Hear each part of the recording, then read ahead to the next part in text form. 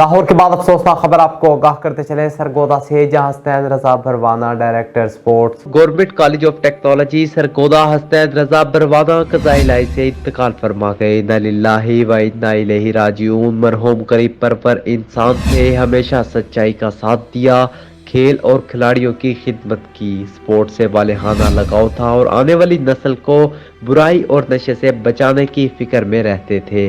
हर बच्चे को अपना बच्चा समझते थे, लेकिन आज बरोज सोमवार सरगोदा में हरकतें कलबंद होने के बाइस इंतकाल कर गए और अपने खाल की हकीकी सजा मिले। मरहूम के पसमानदगान में एक बेवा, 2 बेटे और एक बेटी शामिल है। बेटी मेडिकल की स्टूडेंट है और बेटे ने एफएससी के बाद हायर एजुकेशन के लिए स्टडी वीज़ा पर बाहर जाना है। छोटा बेटा एफएससी कर रहा है। इस मौका पर दिलबर वेलफेयर ट्रस्ट के चेयरमैन डॉक्टर तारिक महमूद खान,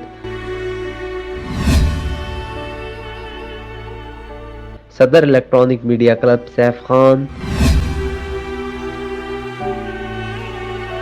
और बिग न्यूज़ के एंकर सैयद अनवर समेत बिग न्यूज़ इंतजामिया भी उनके गम में बराबर के शरीक हैं।